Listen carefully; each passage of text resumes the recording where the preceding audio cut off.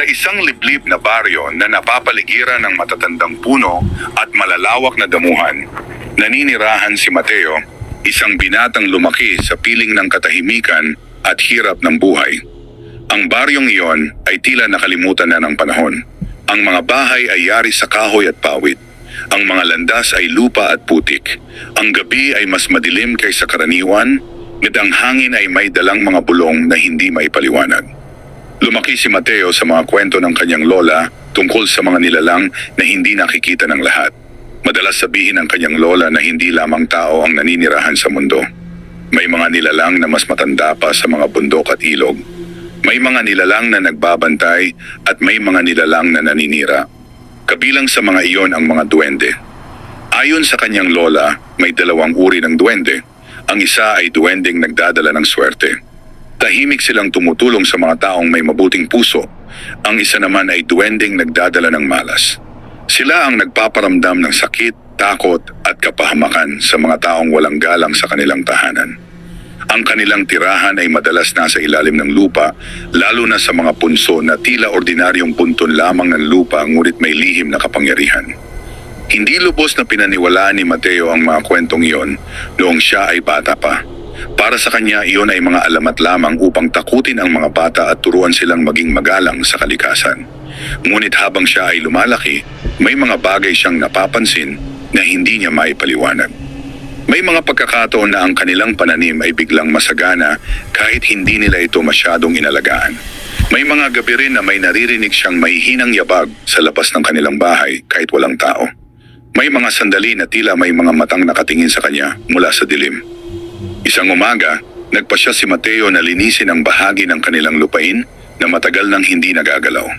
Ang lugar na iyon ay nasa likod ng kanilang bahay, malapit sa isang matandang puno ng balete. Matagal na siyang pinagbawalan ng kanyang lola na pumunta roon, ngunit ngayon ay wala na ang kanyang lola. Siya ay pumanaw isang taon na ang nakalipas, iniwan si Mateo na mag-isa sa lumang bahay. Habang naglalakad si Mateo patungo sa lugar na iyon, napansin niya ang isang punso na hindi niya gaanong binigyang pansin noon. Isa lamang itong bunto ng lupa na natatakpan ng damo at maliliit na halaman. Ngunit ngayon, tila may kakaibang pakiramdam na bumabalot sa kanya habang siya ay papalapit. Huminto siya sa harap ng punso. Hindi niya maipaliwanag kung bakit bigla siyang kinabahan. Ang hangin ay tila tumigil. Ang paligid ay naging napakatahimik. Kahit ang mga ibon ay tila nawala. Naalala niya ang babala ng kanyang lola. Huwag mong gagalawin ang punso. May mga nakatira roon na hindi mo nakikita. Ngunit nanaig ang kanyang praktika na pag-iisip. Kailangan niyang linisin ang lupa upang makapagtanim. Hindi siya maaaring matakot sa isang bunton lamang ng lupa. Kinuha niya ang kanyang pala at nagsimulang alisin ang mga damo sa paligid ng punso. Sa unang tama ng pala sa lupa, may naramdaman siyang kakaibang lamig na gumapang sa kanyang mga kamay. Hindi niya ito pinansin at ipinagpatuloy ang kanyang ginagawa. Sa ikalawang tama ng pala, may narinig siyang mahinang tunog. Tila isang buntong hininga na nanggaling sa ilalim ng lupa. Bigla siyang napahinto. Tumingin siya sa paligid. Walang tao, walang hayop, walang anumang gumagalaw. Pinilit niyang ipaliwanag sa sarili na iyon ay guni-guni lamang. Marahil ay hangin lamang na dumaan sa mga ugat ng puno. Muli niyang itinaas ang pala. Sa sandaling iyon, isang malamig na hangin ang dumaan sa kanyang likuran kahit walang galaw ang mga dahon. Ang kanyang batok ay nanlamig. Ang kanyang puso ay nagsimulang tumibok ng mas mabilis. May pakiramdam siya na hindi na siya nag-iisa. Ngunit huli na ang lahat. Sa kanyang ikatlong tama ng pala, ang lupa ay tila gumalaw ng bahagya. Hindi iyon basta pagguho lamang. Tila may kung anong bagay sa ilalim na kumilos bilang tugon sa kanyang ginawa. Napaatras si Mateo. Hindi siya sigurado sa kanyang nakita, ngunit malinaw sa kanya na may kakaibang nangyayari. Sa kanyang isip, muling bumalik ang tinig ng kanyang lola. May dalawang uri ng duwende. Ang isa ay magbibigay sa iyo ng swerte. Ang isa ay magdadala sa iyo ng kapahamakan. Sa sandaling iyon, hindi niya alam kung alin ang kanyang nagising. Matagal na nakatayo si Mateo sa harap ng punso. Hindi siya makagalaw. Ang pala ay nasa kanyang kamay, ngunit tila naging mabigat iyon na para bang may pumipigil sa kanya na gamitin muli. Ang kanyang dibdib ay mahigpit ang pagkakadiin Imaw at Amidin mas tumangyara ang kanyang paghinga ay mabagal at hindi pantay. Pinilit niyang humakbang paatras, 1, 2, hanggang sa tuluyan siyang makalayo ng ilang hakbang mula sa punso. Ngunit kahit siya ay lumayo, hindi nawala ang pakiramdam na may nakatingin sa kanya. Isang presensya na hindi niya makita ngunit malinaw niyang nararamdaman. Ang hangin ay muling gumalaw, ngunit ngayon ay may kakaibang lamig na hindi pangkaraniwan. Ang sikat ng araw ay maliwanag pa rin, ngunit ang paligid ng punso ay tila mas madilim kaysa sa ibang bahagi ng lupain. Pinilit ni Mateo na kalmahin ang kanyang sarili. Sinabi niya sa sarili na iyon ay bunga lamang ng kanyang pagod at imahinasyon. Marahil ay hindi siya nakakain ng maayos. Marahil ay masyado siyang naapektuhan ng mga kwento ng kanyang lola. Ngunit sa kaibuturan ng kanyang isip, alam niyang may nabago. Nagpasya siyang iwan muna ang lugar. Dahan-dahan siyang naglakad pabalik sa bahay, ngunit sa bawat hakbang ay tila mas bumibigat ang kanyang pakiramdam. Ang lupa sa ilalim ng kanyang mga paa ay tila hindi pamilyar. Ang kanyang sariling bakuran ay tila naging ibang lugar. Pagdating niya sa pintuan ng kanilang bahay, huminto siya sandali at lumingon sa likuran. Ang punso ay naroon pa rin, tahimik at tila walang anumang kakaiba. Ngunit hindi na niya ito kayang tingnan ng matagal. Pumasok siya sa loob ng bahay at isinara ang pinto. Ang loob ng bahay ay malamig at tahimik. Ang mga lumang kahoy ay naglabas ng mahihinang tunog habang siya ay naglalakad. Umupo siya sa isang lumang upuan at ipinatong ang kanyang mga kamay sa kanyang tuhod. Sinubukan niyang alisin sa isip ang nangyari. Sinubukan niyang kumbinsihin ang sarili na wala iyon. Ngunit hindi niya maitatanggi ang kanyang naramdaman. Habang siya ay nakaupo, may napansin siyang kakaiba. Ang isang lumang mangkok na dati ay nasa gitna ng mesa ay nasa ibang posisyon na. Hindi niya maalala na inilipat niya iyon. Nakatitig siya rito ng matagal, sinusubukang alalahanin kung siya ba ay may ginawa na hindi niya namalayan. Tumayo siya at dahan-dahang lumapit sa mesa. Ang kanyang kamay ay bahagyang nanginginig habang inaabot niya ang mangkok. Walang kakaiba sa itsura nito. Isa lamang itong lumang mangkok na ginagamit niya araw-araw. Ngunit alam niyang hindi iyon ang posisyon nito kanina. Isang malamig na hangin ang muling dumaan sa loob ng bahay. Napalingon siya sa bintana. Sarado iyon, walang siwang. Walang dahilan upang may hangin na makapasok. Unti-unting tumibok ng mas mabilis ang kanyang puso. Hindi siya nag-iisa. Mabilis siyang lumabas ng bahay at tumayo sa labas. Ang sikat ng araw ay tumama sa kanyang mukha. Ngunit hindi nito naalis ang lamig na kanyang nararamdaman. Tumingin siya sa paligid. Ang baryo ay tila normal. May mga taong naglalakad sa malayo. May mga batang naglalaro. Walang kakaiba. Ngunit sa kanyang loob, may nagsimulang mabuo na takot. Lumipas ang maghapon na pilit niyang iniiwasan ang likod ng bahay. Hindi siya lumapit sa punso. Hindi niya ito tiningnan. Nang sumapit ang gabi, maaga siyang pumasok sa bahay at isinara ang lahat ng bintana at pinto. Humiga siya sa kanyang higaan at pinilit matulog. Ngunit ang kanyang isip ay gising. Ang bawat tunog ng kahoy, ang bawat galaw ng hangin, ang bawat maliit na ingay ay tila mas malinaw kaysa dati.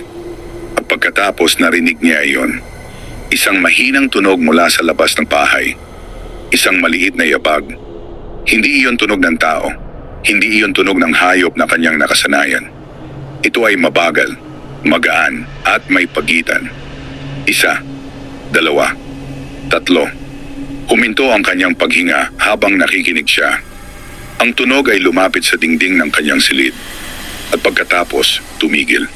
Sa sandaling iyon naramdaman niya ang isang presensya sa kabilang panig ng dingding. Tahimik, naghihintay. Nanatiling nakahiga si Mateo, nakadilat ang mga mata sa dilim. Hindi siya makagalaw. Ang kanyang katawan ay tila naging bato at ang kanyang paghinga ay halos hindi marinig. Ang presensya sa kabilang panig ng dingding ay hindi nawawala. Ito ay naroon lamang, tahimik ngunit mabigat sa pakiramdam. Pinilit niyang makinig ng mabuti, walang tunog ng paghinga, walang galaw ng paa, ngunit ang kanyang loob ay nagsasabi sa kanya na may kung anong nilalang na nakatayo sa labas ng kanyang silid.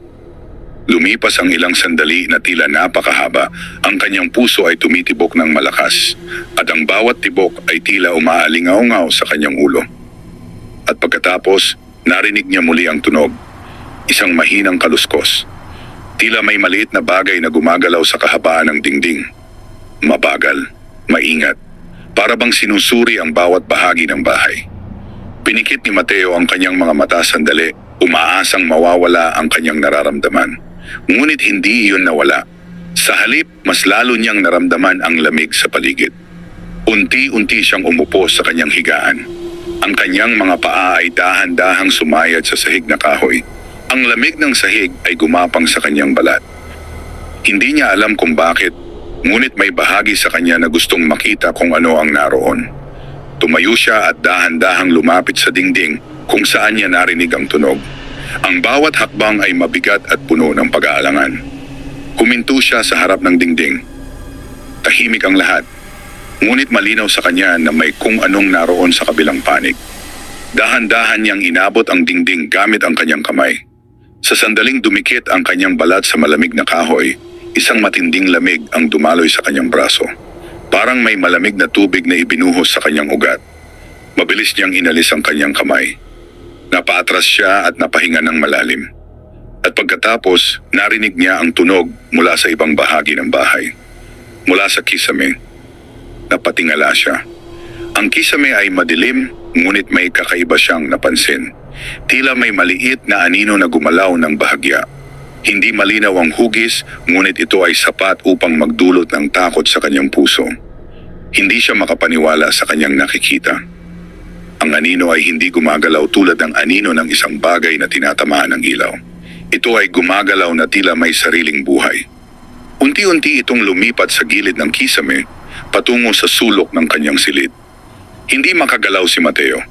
Nakatingin lamang siya habang ang kanyang isip ay sinusubukang tanggapin ang nangyayari. At pagkatapos, nawala ang anino. Bigla. Parang hindi ito umiral kailanman. Nanatili siyang nakatayo, nakatingin sa kisame. Ang kanyang buong katawan ay nanlamig. Hindi niya alam kung gaano siya katagal na nakatayo roon. Sa wakas, nagpasya siyang umatras at bumalik sa kanyang higaan. Humiga siya ngunit hindi siya pumikit. Ang kanyang mga mata ay nakatuon sa kisame. Itawan din ni Jaran. Sumaw siya mausayan, naghihintay kung may lilitaw muli. Ngunit wala nang nangyari. Lumipas ang gabi sa mabagal at mabigat na katahimikan. Nang sumikat ang araw, nakaramdam si Mateo ng bahagyang ginhawa. Ang liwanag ay tila nagdala ng proteksyon. Ang mga anino ay nawala at ang bahay ay muling naging pamilyar. Ngunit ang kanyang pakiramdam ay hindi na tulad ng dati. Tumayo siya at lumabas ng silid. Ang bahay ay tahimik. Walang bakas ng anumang kakaibang nangyari. Ngunit nang siya ay lumapit sa pintuan, napansin niya ang isang bagay sa sahig. May maliliit na bakas ng paa. Ang mga ito ay hindi tulad ng bakas ng paa ng tao. Ang mga ito ay mas maliit, mas makitid, at tila mas malalim ang pagkakadiin kaysa sa inaasahan sa ganitong laki. Ang mga bakas ay nagmula sa pintuan, patungo sa direksyon ng punso sa likod ng bahay.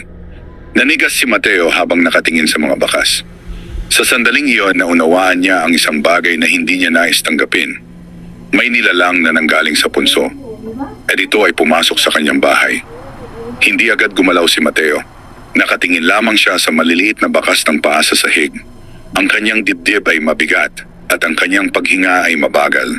Hindi iyon bakas ng paa ng bata. Hindi iyon bakas ng paa ng hayop.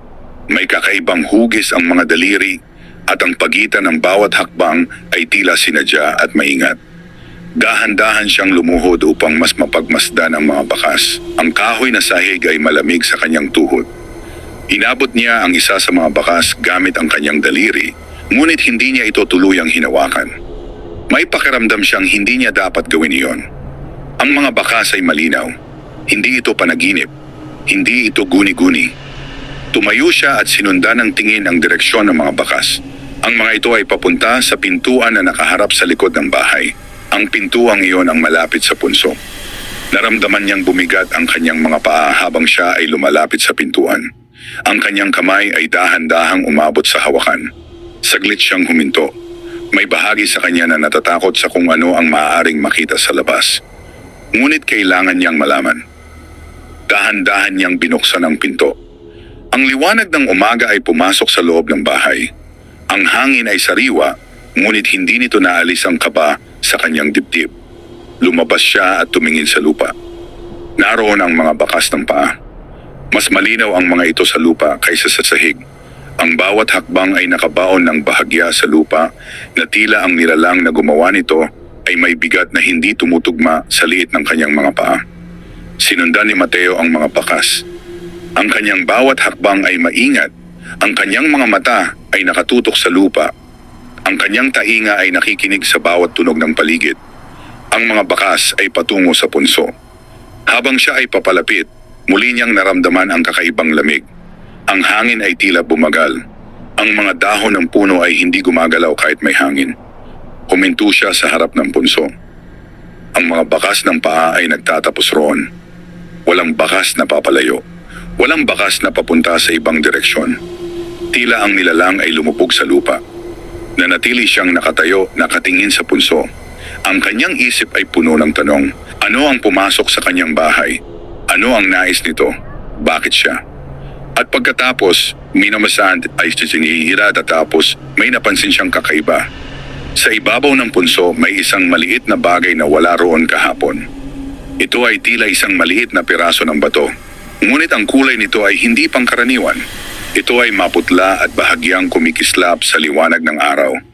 Dahan-dahan siyang lumapit at lumuhod sa harap ng punso. Ang kanyang kamay ay nanginginig habang inaabot ang maliit na bato. Sa sandaling nahawakan niya ito, isang malamig, ngunit banayad na pakiramdam ang aloy sa kanyang katawan. Hindi ito tulad ng lamig na kanyang naramdaman noong gabi. Ito ay ibang uri ng lamig, hindi nakakatakot, hindi mabigat. Ito ay tahimik. At sa sandaling iyon, may kakaibang kapayapaan siyang naramdaman. Ngunit kasabay ng kapayapaang iyon, may isang mahina ngunit malinaw na pakiramdam na tila may nakatingin sa kanya mula sa ilalim ng lupa. Hindi galit, hindi mabagsik, kundi naghihintay. Nanatiling nakaluhod si Mateo sa harap ng punso habang hawak ang maliit na batong kumikislap. Ang kanyang daliri ay mahigpit ngunit maingat ang pagkakahawak dito na para bang natatakot siyang mawala ito kung siya ay kikilos ng bigla. Ang pakiramdam na dumadaloy mula sa bato ay kakaiba. Hindi ito init, hindi rin ito lamig na nagdudulot ng takot. Ito ay isang uri ng presensya na tahimik at matatag. Para bang may buhay ang bagay na kanyang hawak. Unti-unti siyang tumayo habang ang kanyang mga mata ay nananatili sa punso. Wala siyang nakikitang galaw, ngunit ang kanyang loob ay nagsasabi sa kanya na may nakamasid pa rin. Hindi siya nagsalita, hindi siya gumawa ng anumang ingay. Tahimik lamang siyang umatras at bumalik sa bahay. Sa loob ng bahay, inilapag niya ang bato sa ibabaw ng mesa. Ang liwanag mula sa bintana ay tumama rito at sa sandaling iyon ay tila mas luminaw ang kakaibang kinang nito. Hindi ito tulad ng karaniwang bato na nakikita sa lupa. Ito ay tila mas makinis, mas buo at mas tahimik sa presensya. Umupo si Mateo sa harap ng mesa at tinitigan ang bato ng matagal. May bahagi sa kanya na nagsasabing isa itong regalo. May bahagi rin sa kanya na nagsasabing isa itong babala. Hindi niya alam kung alin ang totoo. Lumipas ang maghapon na hindi niya ginagalaw ang bato. Paminsan-minsan ay napapatingin siya rito na para bang hinihintay niya itong gumalaw o magbago. Ngunit nanatili lamang ito roon, tahimik at hindi nagbabago. Ngunit napansin niya ang ibang bagay. Ang kanyang katawan ay tila mas magaan kaysa dati. Ang pagod na kanyang nararamdaman araw-araw ay tila nabawasan. Ang kanyang isip ay mas malinaw. Ang kanyang paghinga ay mas maayos. Hindi niya maipaliwanag kung bakit. Pagsapit ng hapon, nagpasya siyang lumabas at tingnan ang kanyang pananim. Ang lupa na dati ay tuyo ay tila mas basa ngayon. Ang mga dahon ng kanyang mga halaman ay mas buhay ang kulay. Ang mga tangkay ay mas matatag. Hindi niya maalala na nagdilig siya ng sapat upang magdulot ng ganitong pagbabago. Habang siya ay nakatayo roon, may naramdaman siyang kakaiba sa kanyang likuran. Hindi ito ang mabigat at malamig na presensya na kanyang naramdaman noong gabi. Ito ay mas banayad, mas tahimik. Dahan-dahan siyang lumingon. Walang tao, walang hayop. Ngunit sa gilid ng kanyang paningin, tila may maliit na anino na mabilis na nawala sa likod ng punso. Nanatiling tahimik si Mateo. Hindi siya kumilos. Hindi siya nagsalita. Ang kanyang puso ay hindi tumitibok sa takot, kundi sa kakaibang pag-asa at pag-aalangan. Sa kanyang isip, muling bumalik ang mga salita ng kanyang lola. May duwending nagdadala ng swerte. May duwending nagdadala ng malas. Tumingin siya sa punso. Ang lupa ay tahimik. Ngunit ngayon, hindi na lamang takot ang kanyang nararamdaman. May kasamang pag-unawa na may nilalang na nagising. At ito ay may dahilan kung bakit siya pinili. Lumipas ang mga araw na tila may banayad, ngunit malinaw na pagbabago sa buhay ni Mateo. Ang bawat umaga ay nagiging mas magaan kaysa sa mga nakaraang taon. Ang kanyang katawan ay hindi na agad napapagod. Ang kanyang isip ay hindi na nalulunod sa pag-aalala. Ang kanyang mga pananim ay unti-unting lumalago ng mas mabilis kaysa sa kanyang inaasahan. Ang lupa na dati ay matigas ay naging mas malambot. Ang mga butong kanyang itinanim ay agad tumutubo. Ang mga dahon ay makapal at malusog. Ang kulay ng mga ito ay mas malalim at mas buhay. Hindi niya ito maipaliwanag. May mga gabi rin na siya ay nagigising ng walang dahilan, ngunit hindi na dahil sa takot. Sa halip, may pakiramdam siyang tila may nagbabantay. Isang presensya na hindi nakikita ngunit hindi rin nagdudulot ng panganib. Ang maliit na bato ay nananatili sa ibabaw ng kanyang mesa. Hindi niya ito ginagalaw. Ngunit bawat araw, tila mas lalo niya itong nararamdaman kahit hindi niya ito hinahawakan. Isang umaga, habang siya ay kumakain, may narinig siyang mahinang tunog mula sa sahig. Hindi ito malakas, hindi ito biglaan. Ito ay tila isang maingat na hakbang. Huminto siya sa pagkain. Hindi siya agad lumingon. Hinintay niya kung mauulit ang tunog. And ito ay muling nangyari. Isang hakbang. Mabagal. Magaan. Dahan-dahan siyang lumingon sa direksyong tunog. Walang tao. Ngunit ang kanyang mga mata ay napunta sa sahig malapit sa mesa. May isang bagong bakas ng paa. Mas malinaw ito kaysa sa mga nauna. Mas sariwa. Ang lupa na nakadikit sa sahig ay hindi pa tuluyang natutuyo. Hindi gumalaw si Mateo. Hindi siya nagsalita. Tahimik lamang siyang nakatingin. At pagkatapos, napansin niya ang isang maliit na pagbabago sa bato sa ibabaw ng mesa. Ito ay bahagyang gumalaw. Hindi ito malakas na galaw. Hindi ito nahulog. Ito ay tila bahagyang umikot sa kanyang kinalalagyan na para bang may humawak dito at inayos ang posisyon. Nanlamig ang kanyang batok. Ngunit hindi siya nakaramdam ng takot. Sa halip, may kakaibang pakiramdam ng pagkilala. Para bang ang presensya na iyon ay hindi naganap na banyaga. Hindi niya alam kung gaano siya katagal na nakaupo roon. Ang oras ay tila bumagal. Ang hangin ay tahimik. At sa sandaling iyon, may naramdaman siyang kakaiba sa kanyang kanan. Isang presensya na mas malapit kaysa dati. Hindi niya ito makita ng direkta. Ngunit sa gilid ng kanyang paningin, may maliit na anyo. Hindi malinaw ang mukha, hindi malinaw ang hugis, ngunit malinaw ang laki nito. Ito ay hindi hihigit sa tuhod ng isang tao. Ito ay nakatayo, malapit sa mesa. Tahimik, hindi gumagalaw, hindi lumalapit, hindi lumalayo. Sa unang pagkakataon, naunawaan ni Mateo na hindi na lamang ito isang anino o bakas. Ito ay isang nilalang. And ito ay naroroon sa kanyang tahanan. Nanatiling nakaupo si Mateo habang ang kanyang mga mata ay nakatuon sa mesa. Hindi siya nangahas na tumingin ng direkta sa presensya sa kanyang kanan. May bahagi sa kanya na natatakot na baka mawala ito kung siya ay kikilos ng bigla. May bahagi rin sa kanya na natatakot sa kung ano ang maaari niyang makita. Ang hangin sa loob ng bahay ay naging mas mabigat, ngunit hindi nakakasakal. Ito ay isang uri ng katahimikan na may laman. Isang katahimikan na hindi walang laman, kundi may kasamang presensya na nagmamasid at naghihintay. Dahan-dahan siyang huminga.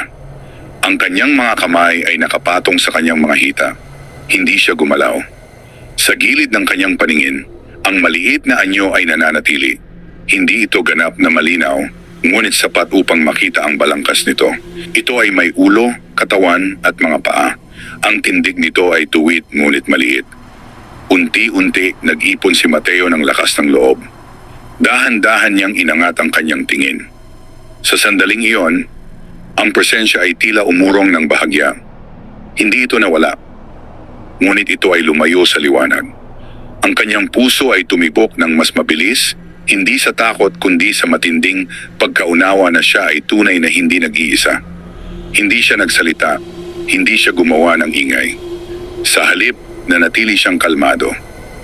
Lumipas ang ilang sandali, at pagkatapos napansin niya ang bato sa ibabaw ng mesa. Ito ay bahagyang kumikislap. Hindi ito maliwanag na liwanag. Ito ay mahina ngunit malinaw. Isang banayad na kinang na tila humihinga. Ang presensya sa kanyang kanan ay tila tumugon dito. Ang maliit na anyo ay bahagyang gumalaw. Isang hakbang. Mabagal. Maingat. Hindi pa palapit. Hindi palayo. Para bang sinusukat ang kanyang reaksyon. Nanatiling tahimik si Mateo. Sa kanyang isip, malinaw ang alaala ng mga babala ng kanyang lola. Ang mga duwende ay hindi dapat kinatatakutan kung hindi sila ginagalang. Ngunit hindi rin sila dapat hinahamon. Ang respeto ang tanging tulay sa pagitan ng tao at ng mga nilalang na iyon. Dahan-dahan niyang ibinaba ang kanyang ulo ng bahagya. Hindi bilang tanda ng pagsuko, kundi bilang tanda ng pagkilala. Ang hangin sa loob ng bahay ay tila bahagyang gumaan. Ang presensya ay hindi na umurong. Sa halip, nanatili ito roon. Tahimik, mapagmasid. At pagkatapos, may kakaibang nangyari.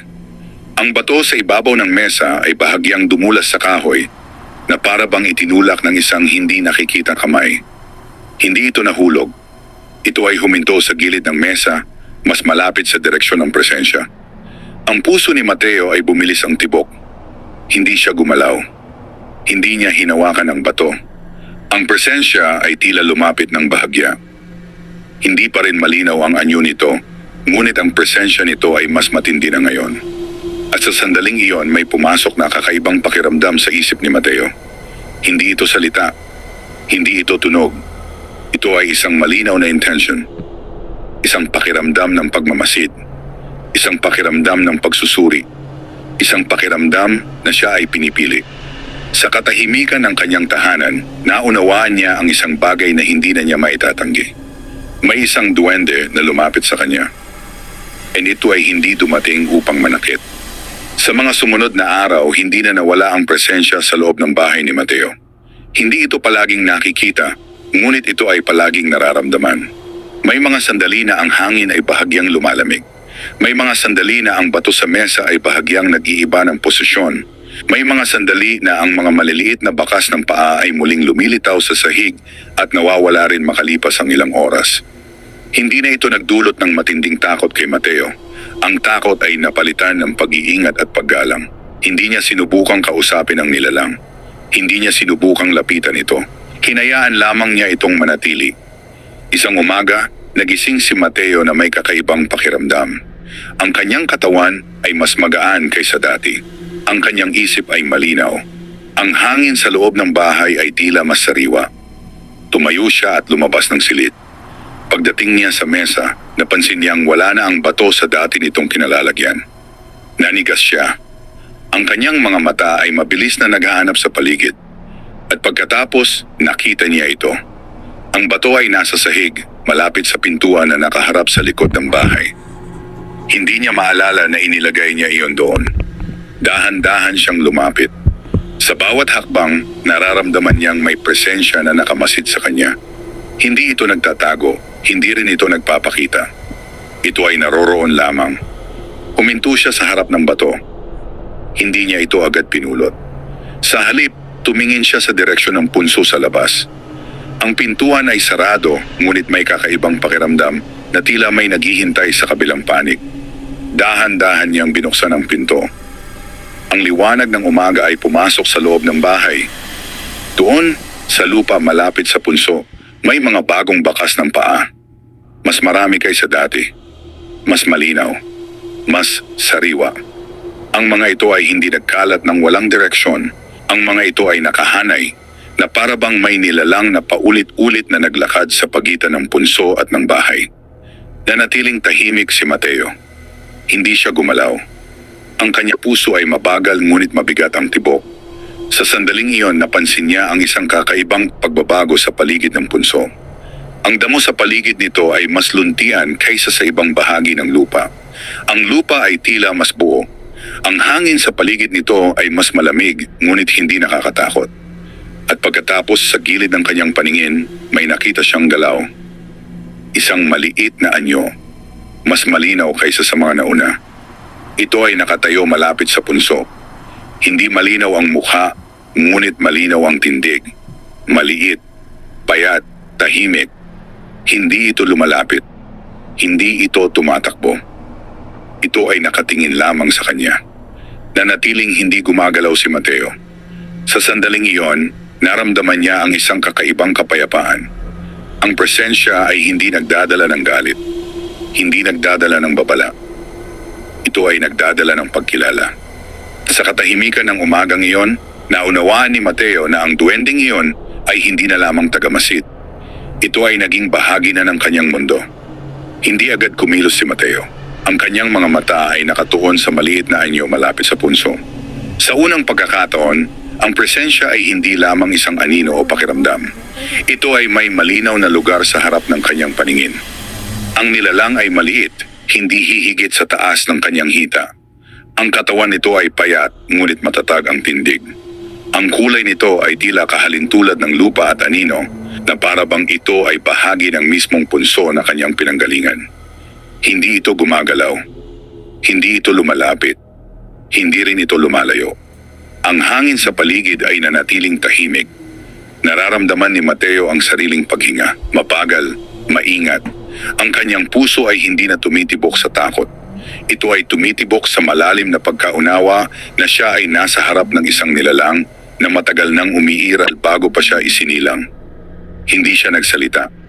Sa halip, nanatili siyang nakatayo. Lumipas ang ilang sandali na tila mas mahaba kaysa sa karaniwan. At pagkatapos ang maliit na nilalang ay bahagyang gumalaw. Isang hakbang paatras. Hindi ito galaw ng pagtaka. Ito ay galaw ng pagbibigay daan. Sa sandaling iyon, napansin ni Mateo ang lupa sa paanan ng punso. May maliit na uka na tila bagong bukas. Hindi ito malalim ngunit sapat upang makita ang mas madilim na lupa sa ilalim. Ang uka ay tila hindi gawa ng hayop o ng karaniwang pagguho ng lupa. Ito ay tila sinadya. Ang kanyang mga mata ay muling bumalik sa nilalang. Ito ay nananatiling tahimik. At sa kanyang isip, muling dumating ang pakiramdam na hindi salita, ngunit malinaw ang kahulugan. Isang paanyaya.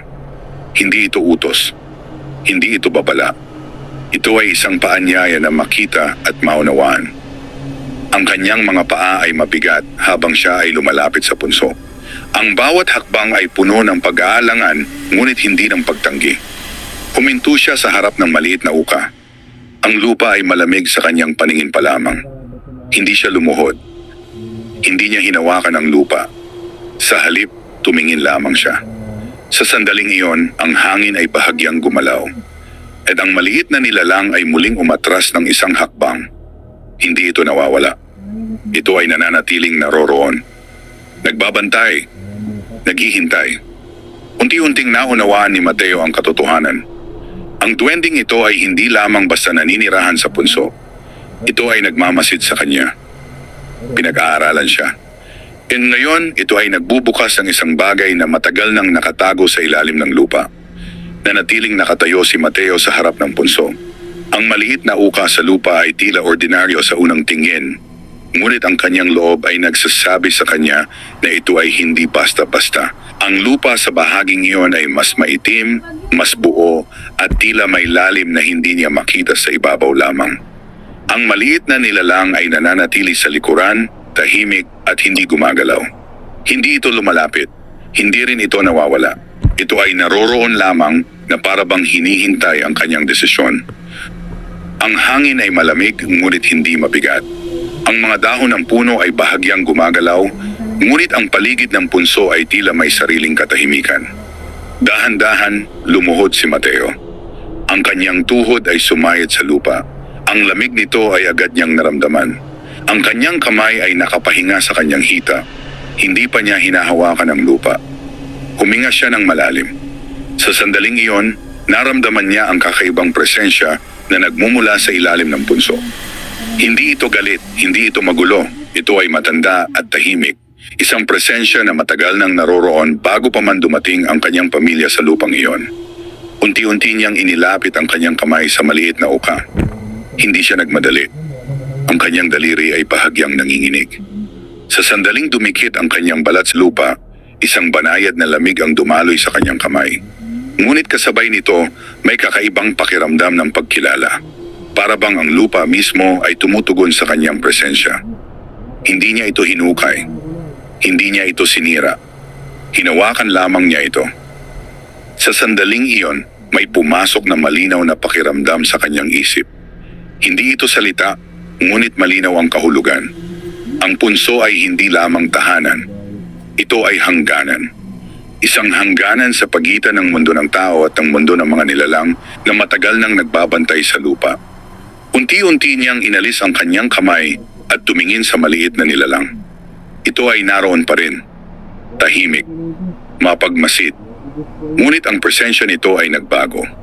Hindi na ito tila nagsusuri. Ito ay tila tumanggap. Sa sandaling iyon, naunawaan ni Mateo ang katotohanan na matagal nang nakatago sa kanyang harapan. May dalawang uri ng duwende na naninirahan sa ilalim ng punso. May duwendeng nagdadala ng malas sa mga taong walang galang, sa mga taong sumisira at umaangkin ng walang pahintulot. At may duwendeng nagdadala ng swerte sa mga taong marunong rumespeto, sa mga taong marunong makinig, at sa mga taong marunong kumilala sa hangganan ng kanilang mundo. Hindi niya alam kung bakit siya pinili. Ngunit malinaw sa kanya ang isang bagay.